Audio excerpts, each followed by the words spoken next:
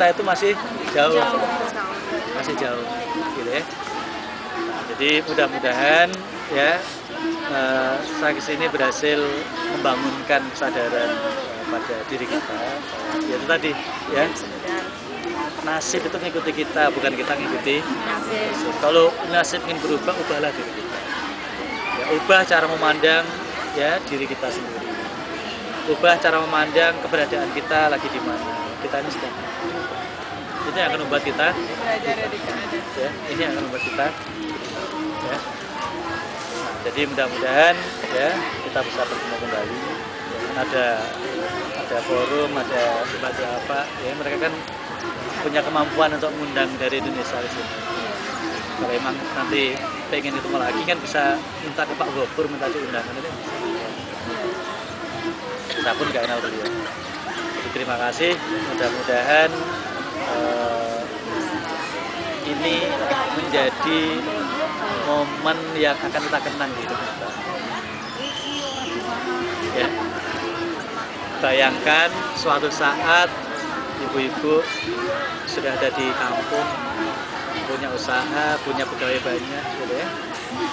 Sudah buhajah semua.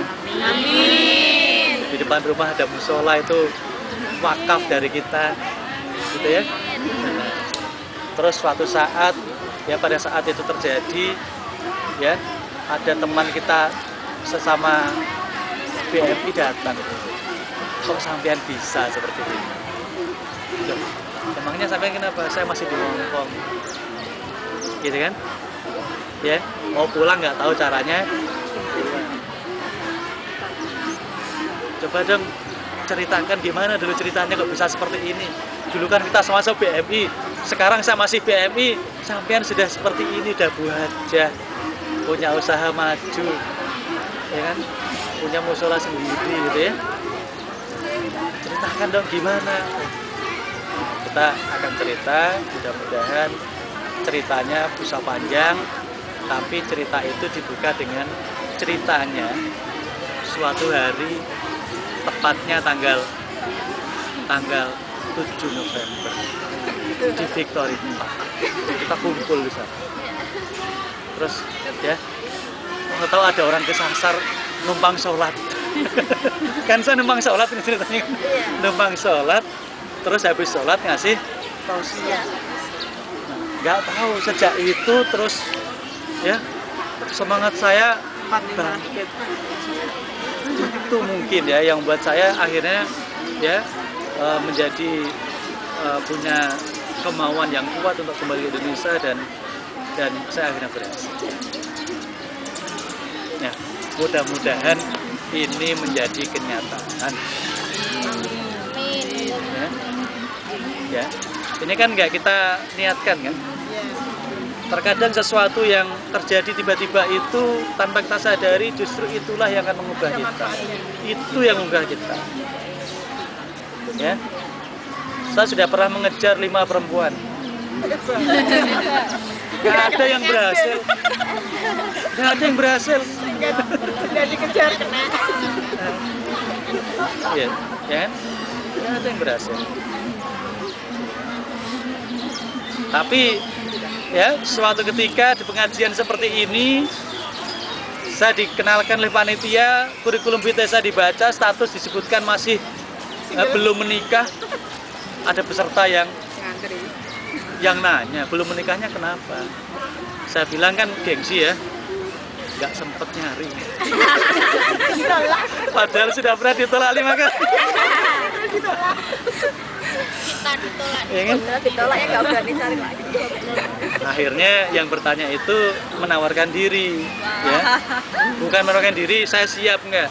Malah dilamar ya? Bukan. Kalau saya bantu mencarikan boleh.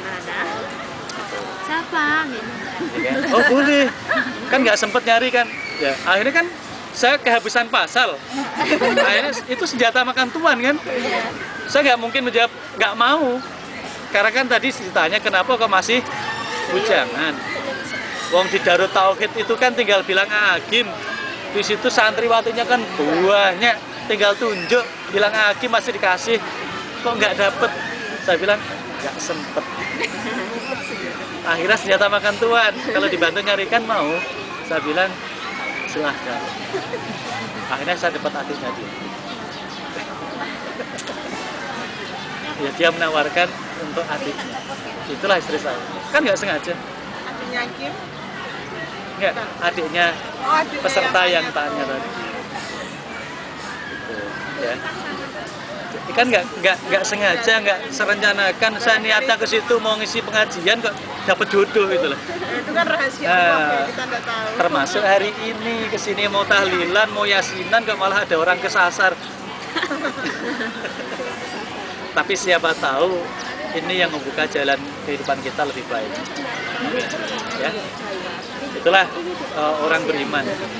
Orang beriman itu dia tidak pernah risau akan masa depan.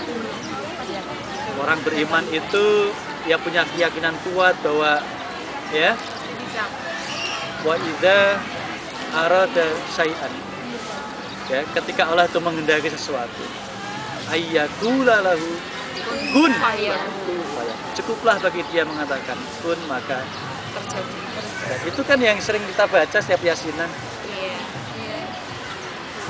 Idza aradallahu syai'an ayyakula lahu kun fayakun. Nah, kita setiap minggu yasinan paham nggak ayat itu? Jadi orang beriman itu nggak perlu risau.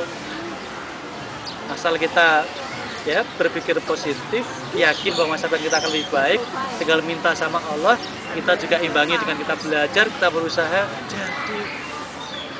Asalnya kan kita sendiri nggak yakin, itu yang namanya tidak mau mengubah diri. Mengubah diri itu salah satunya mengubah keyakinan. Dari pesimis menjadi optimis, itu namanya mengubah diri. Nah, kalau pesimis terus, nasib nggak akan berubah. Yang pesimis jadi optimis, itulah yang hasilnya akan berubah. Dari yang minder, akhirnya jadi percaya diri, itulah yang akan berubah nasibnya. Ya, baik, mudah-mudahan ya tidak lama lagi